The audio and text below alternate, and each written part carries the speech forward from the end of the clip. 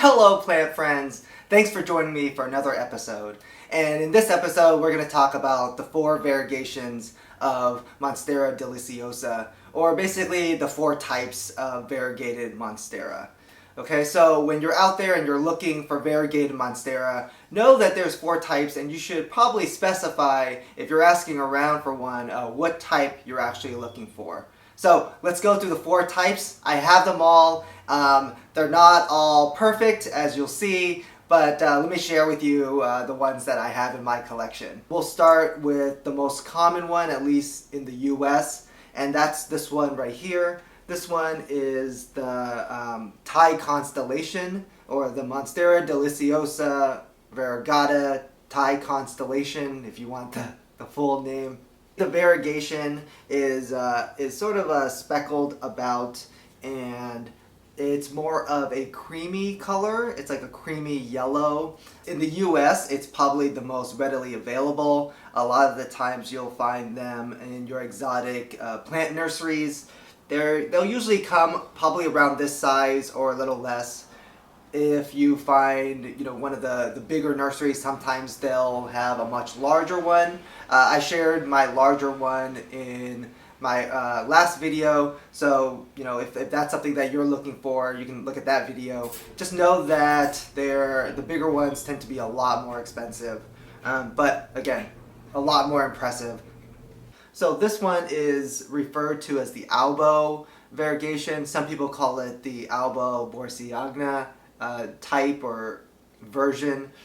So as you can see, compared to the Thai Constellation, which is more creamy, you have these ones are a lot closer to white. Maybe it doesn't come that way on video just because my lights, my overhead lights aren't exactly the white, they're warm ceiling lights, so I apologize for that. The variegation pattern, I think it's pretty good. There's a good distribution of the variegation amongst the non-variegated parts, which, as I discussed in my last video, just makes the leaves a little bit more stable. So, none of my plants are without their damages or defects. So, the one over here, obviously this leaf has some burn, or you really don't even know what it is. If you notice, a lot of these areas of burn or bruising of the leaves are in areas where there are a lot of white, or in the highly variegated patches. So yeah, they tend to be a lot more unstable, but it is what it is. Which is odd because this leaf has these 2 spots, and yet this leaf it looks perfectly fine. So whatever. If you notice, I do have this little paper towel here, and I have this guy basically tied down to this moss pole or moss plank that I made. I guess it just reduces the pressure as I'm trying to tie this upper part of the plant to basically train it to straight to climb up this pole. So yeah, so this is essentially the second type. In the US, this is probably one of the most popular types right now. So this guy is the smallest of the variegated Monsteras that I have in my collection, and this one is the Aurea or the Marmorata type.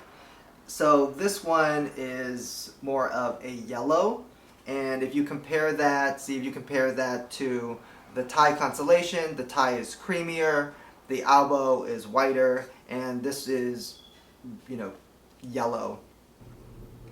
I don't have that much experience with this one. This one, I hear from some people who are much better growers than me, is more finicky. I think the Albo is finicky already. Supposedly this one is even more so. I don't really know. The mother plant for this one seems to sprout out one variegated leaf and then one completely green leaf. So I really don't know what the next leaf is going to look like, but I hope it's variegated. In the US, this one is especially hard to find. So yeah, so just be on the lookout if you're on the lookout. And then the last variegated Monstera type is the mint Monstera. The mint Monstera is fairly new to the market. I would say that it's the hardest to find, and it's also the most expensive. So the one that I have is a very large, and I would say a pretty expensive specimen. As you can see, it's pretty on the dry side. I'm still trying to work on root development right now. The roots aren't as robust as I'm comfortable with, so I am attributing the dryness to the lack of roots. But I tend to keep all my Monsteras on the drier side anyway. I think it's safer to be more dry than more wet and risk root rot. So as you can see, this mint Monstera is very impressive, very well variegated. You can see why it's called a mint Monstera. It's the variegation is a minty green, or some version of light green, and I love it. It's really, really great. I'm really, really happy to get this one in my collection. So that's it. Those are the 4 variegations. In the comments below, tell me which one's your favorite. I really don't know exactly which one's my favorite yet. I think it's probably the mint, just because I'm paying the most attention to it right now. If you found this video enjoyable or helpful, please put a comment and like and subscribe. Thank you very much for watching. Happy planting.